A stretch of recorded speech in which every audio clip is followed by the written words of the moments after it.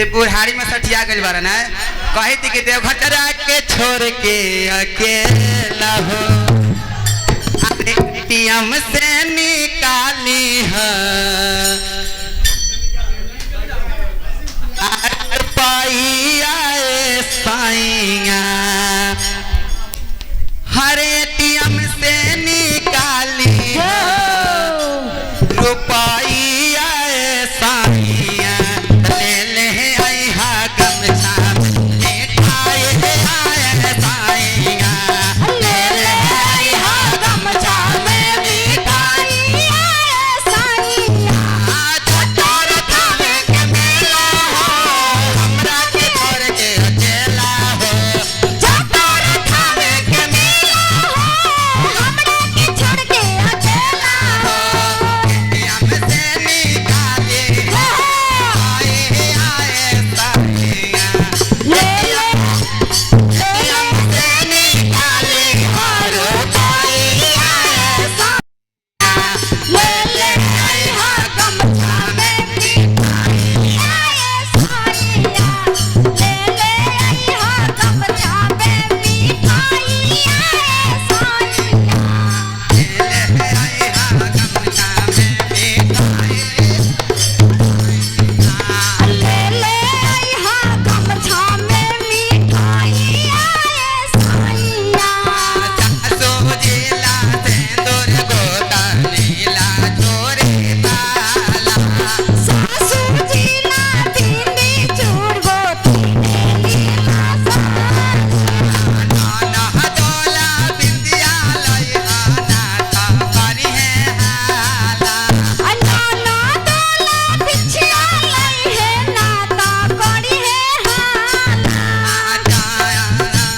सासू जिला सिंदूर गोता नीला चोरे हाला नाना डोला बिंदिया लई नाता करी है हाला। हमारे भैया कितने झूम रहे हैं अगर यही बियाह के गीत होगा ना तो लोग क्या पता कहेंगे कि कहवा के पियर माटी के खुदार है कहवा के पियर माटी कहाँ के खुदार है कहवा के साथ सुहागे मत को जास है कहवा के साथ सुहागे मत को जास है। आता है ना आप लोगों को आता है ना किनको किनको आता है अच्छा है गाड़ी दे रहा ऐसे यही सब आप लोग करते हैं ना गाना नहीं आता है अरे सासू जिला सिंदूर गोता नीला चोरे बाला सासू जिला सिंदूर में गोता नीला चोरे बाला नाना डोला बिंदिया लई नाता करी है हाला नाना डोला बिंदिया लई है नाता करी है हाला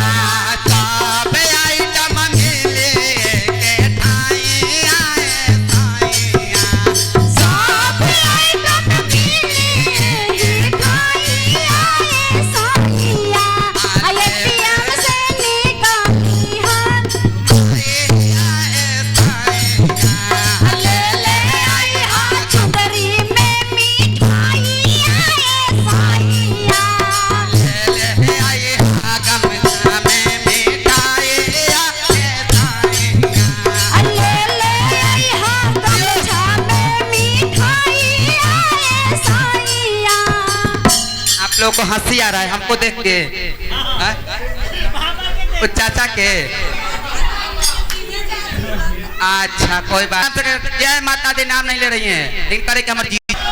बाप रे बाप आह रे जीजा जी गलती सलती माफ करिएगा।